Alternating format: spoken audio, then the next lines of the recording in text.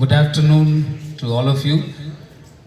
Despite the fact that the weather is not conducive, the spirit of inquisitiveness clearly tells us that we are interested to discuss something which is very, very important. I know you are all here not because someone from CHS is here, because the topic is so topical, right? The idea of Ramrajya. And this is also equally important because unlike various other historical ideas or themes in history, Gandhi's idea of Ramrajya on many historical accounts, we see there are some interpretations or reinterpretations, sometimes misinterpretations about the idea of Ramrajya. As a student of history, I always think, therefore, as new generation of historians, critical thinkers, and inquisitive minds, which JNU is known for, we have to ask some basic questions. I don't think that you have to follow the existing historical interpretation as a gospel truth. There is nothing called gospel truth in history writings. Because what is said by colonial bureaucrats about Hinduism or Hindu Rashtra, or in other words, Ramrajya, may not be acceptable to nationalists. So what is acceptable to nationalists may not be acceptable to socialists. So what is acceptable to socialists sometimes may not be agreeable to other schools of thought. Therefore, I start by saying that we as historians, all of you are historians because we have curiosity to understand what happened in history, how these things need to be interpreted, and how historical ideas need to be understood. I always find myself as a student of history largely because the moment you wear any specific category as historian, you tend to miss something substantial in history. So as a student of history, I always find that there's a continuous conflict between what some scholars would call secularization of history. Secularization of history is what something which became a popular idea among a section of historians. In the name of secularization of history, many things were written which for me as a student of history I find certain fault lines. And therefore I, as a revisionist, try to be critical of what is often conveniently called secularization of history. This doesn't mean that secularism as an idea, political idea, started emerging only after India got independence, or after constitution, or after certain individuals who had come out with the idea of secularism. So the literature in ancient times or medieval times or modern and after independence seem to suggest that the notion of secularism has always been there. May not be the term secular, but the notion, as I already pointed out in the previous lecture, the Vasudeva Kutumbakam. So I find Vasudeva Kutumbakam was much more powerfully pronounced, may not be powerfully practiced in this way people expect. I think it is very important. I try to understand the Vasudeva Kutumbakam and the idea of Ramrajya almost interchangeably. I'm using some of the terms, the ideas used by Gandhi to substantiate my argument. So to start with, history writing, particularly in the post-colonial times, after 1950s and 60s, you find this secularization of history always trying to use certain methods, sometimes to misinterpret, sometimes to distort, sometimes to reduce historical categories. And one such category is the idea of Ramrajya. Why do I say this? Because I find there are two schools of thought. One is the defenders of secularization of history, and second is what I would call is the proponents of factualization of history. Factualization of history. So I'm using factualization of history because this encounter of Gandhi, particularly with Hinduism, which he often considers himself as a Sanatani Hindu, and he considered Rama not merely as a mythical figure, he also considered Rama as a god. He also considered Rama as a model, an ideal figure to be followed. And it is in this context, my only question that I want all of you to ask is whether secularization of history is something which is the only way to understand history. Secularization of history. Or we can think of an alternative, which is factualization of history. So as a revisionist, I always wondered why we are not thinking in terms of factualization of history.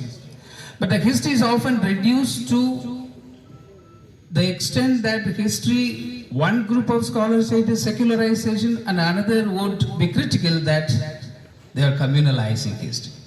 Communalization of history. But as a revisionist, I would think in terms of factualization of history largely because there are more facts that have often been neglected or misinterpreted or sometimes sidelined. So as a student of history, therefore, my argument therefore is, and of course I would ask everyone to ask this basic question, why there is a need to understand particular notion of Ramrajya as advocated by Gandhi could perhaps be understood from the perspective of factualization of history. Now let me come back to the point why I'm using this factualization of history. Factualization of history is nothing but a cognitive process. I'm sure all of you are familiar with the cognitive process. How this cognitive process involves in intellectual activity where we reason and we question and we think of remembering certain aspects. It's an intellectual activity.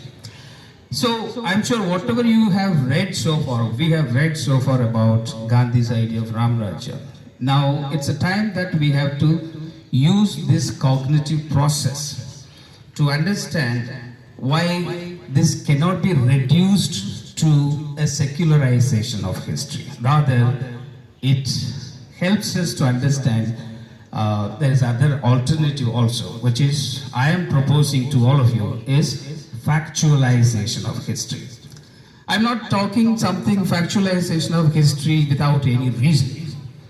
For example, if you read some of the interesting ideas, for example, there are two interesting scholars, cognitive linguists. Cognitive linguist, for example, George Lakoff and Mark Johnson. Maybe you can think of reading their work. Lakoff and Johnson famously argue in their book, Metaphors We Live By. Metaphors we live by. So often we wonder, this term was often used by Gandhi as a metaphor. Now the larger question that we have to ask ourselves is there any metaphor possible without anything directly or indirectly relating to something called belief or an image or a geographical landscape or something to do with faith or tradition? So this is another important question that we have to ask ourselves. The question that we need to remember is, I am reiterating the point made by George Lakoff and Johnson. Their argument is, metaphor is a fundamental part of human conceptual system. Metaphor is a very important component of human conceptual system. Just imagine how Gandhi must have used this metaphor to conceptualize a system, particularly in this context, Ramrajya. So, the point which I'm emphasizing here is it's not something which we are doing deliberately to re-examine or rewrite history, but we have a reason why we are doing so, because it is a cognitive process that helps us to understand how metaphor can never be possible. Any metaphor for that matter is hardly possible without. And the third is, it is in this context Gandhi used to contextualize his politics and why he is using spiritualism and religion to politics.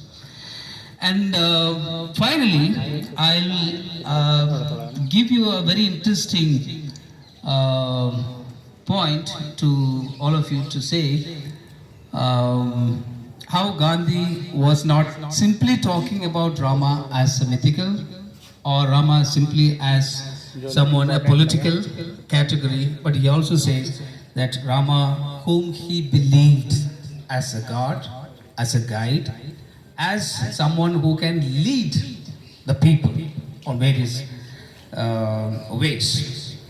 And it is very important that Gandhi equated Ramrajya, I already told you, with the British Empire.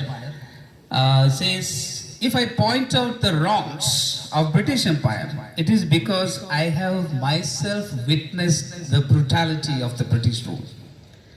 I am convinced, therefore, that it is not Ramrajya, it is Ravanarajya.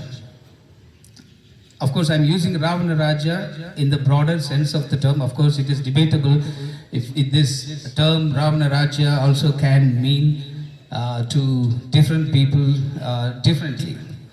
The point which I am emphasizing here is, therefore, the historic Rama is not merely a political metaphor. That's the point which I am emphasizing repeatedly. I am giving you the reason also. On 30th May 1917, Gandhi asserted that Lord Rama was born in Ayodhya, which is completely missing in the writings of those who believe in secularization of history. I am repeating here, Gandhi asserted that Lord Rama was born in Ayodhya, and he found that Rama's story was extraordinary. He had an unshakable conviction that Ayodhya flourished in Ramrajya, although Lanka was partly destroyed. Here we are talking about how this description of Gandhi can be traced back to the literature, ancient Hindu literature. When some people used to say that Lord Rama lived and died, Gandhi would say that it was wrong to say that Rama and Krishna had left this world. Rather, he would tell them that both live in the hearts of the thousands of their devotees. I will finally end up by quoting what Gandhi himself said about his own experience of visiting Ayodhya. See, this is very important.